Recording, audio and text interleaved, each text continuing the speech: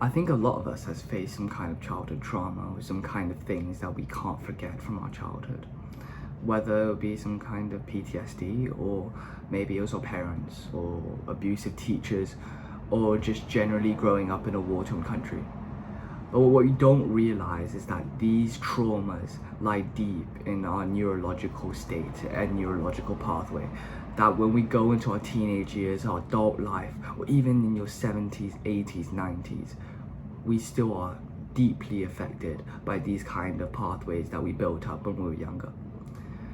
And today, in today's video, I really want to talk about how we can change that and how I use my example to better my life so much more with the people around me. I remember I was probably like 10, 11, 12 years old. And for me, I grew up in China. So if you knew anything about the Chinese system, the educational system, and the social landscape and what it looks like, it's deeply competitive. The reason why that is because back in the 70s, 80s, 90s, China opened its doors to foreign investments and foreign countries. So we genuinely became an international country. But because of that, everyone was gifted with so many opportunities at the same time that there was so much competition. And what was the criteria for justifying your competitiveness in such a strict market is your university degree. Like literally it comes down to what kind of education you got when you were younger. So all our parents from the 70s, 80s, 90s, they grew up in a very, very pressurized system. Every single day you're expected to do these kind of past papers, you're expected to get into the best universities because of the cruelty of this system.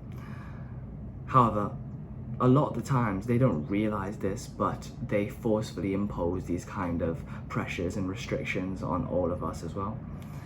Because of the social landscape that they grew up in, I feel like a lot of people from my generation are growing up with terrible mental health, are growing up with a lot of difficulties surrounding their lives due to the amount of pressure set on them to go to the best universities, whether it be in China or overseas. And I definitely think this deeply affected me in my childhood. I would be scared to participate in any sort of social interaction. I'll be scared to literally like do tests. I'll be like traumatized by like what my parents or like people would think in my school because of this innate competitiveness. And I feel like this made me develop some kind of anxious attachment style. If you don't know what an anxious attachment style or avoidant or secure, or you don't know which one you are, I suggest you watch my video that's titled Why You Have an Anxious Attachment Style, because it's such an informative video to tell you about who you are, and why you are like something in a relationship. And I feel like the best thing I encountered was something in my life called co-regulation.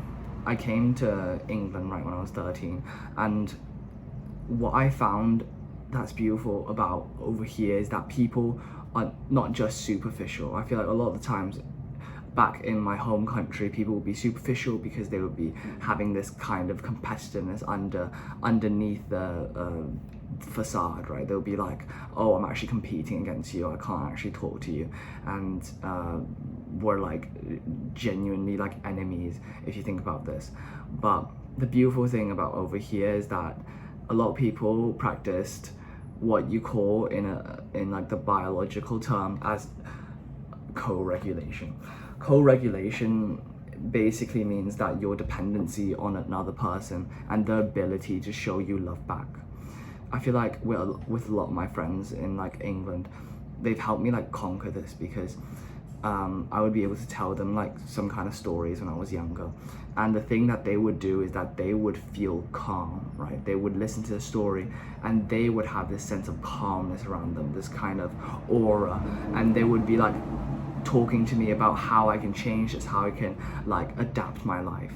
So that's such a beautiful thing because when they feel calm, the idea of co-regulation is that when you depend on a person so much, when you trust a person so much, your feelings start to emulate their emotions as well. When they're so close to you, when they're touching you, when they're literally staring you in the eyes, These are the micro like moments where your brain just like completely tunes in to what their brain are thinking, and you feel calm and you stop overthinking.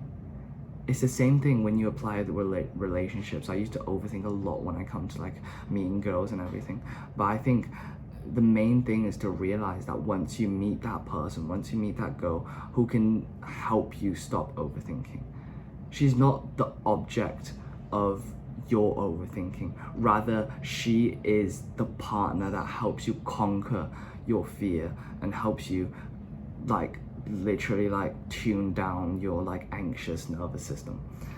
And the way how a person can do that is by making themselves so secure, so that they literally, when you are around them, you emulate their secure personalities. Like they wouldn't be scared if you like talking to your other friends, for example. Like I literally would like get like nervous if for example something like a girl I like would talk to other boys, right? But it's something that sometimes it's normal, you need to get over with.